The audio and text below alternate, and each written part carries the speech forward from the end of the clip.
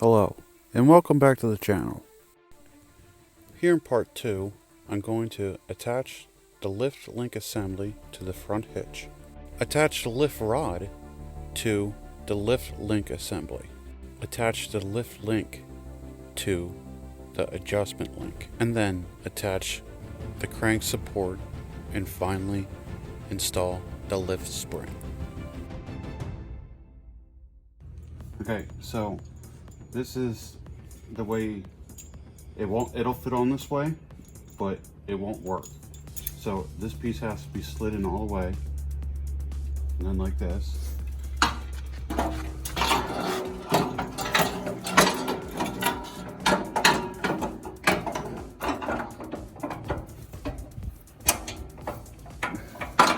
Okay, and this lift link, the lift link assembly, this is the lift rod.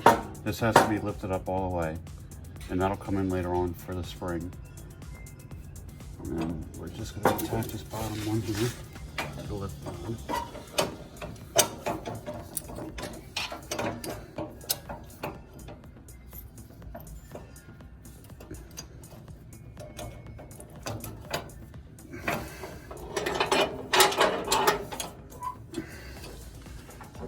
And then to get the most height out of the snowblower, you put it in this bottom hole,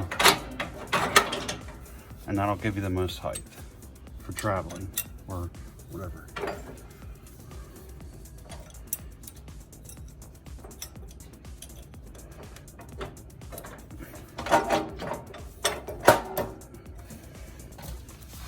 So now on this side, you're going to want to jack up the snowblower as far as it'll go, as far as you can take it, and then make sure this lift rod is all the way up.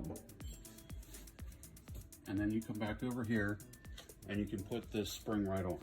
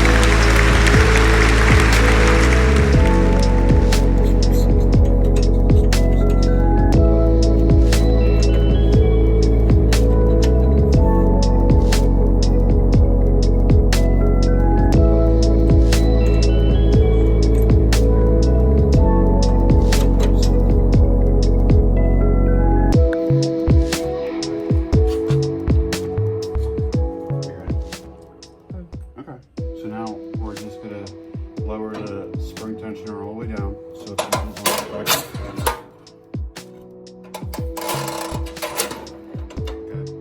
And then we can lower the snowblower.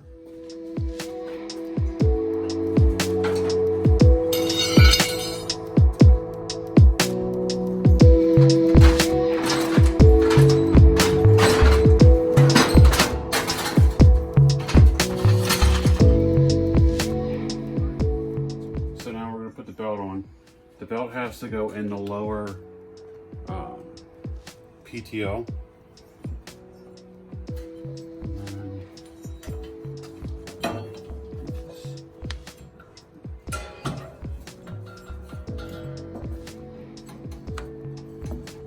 And this is another common mistake.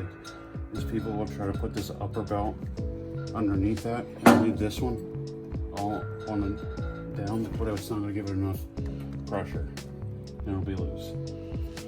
So then what is next is just then attaching one of the belt cords.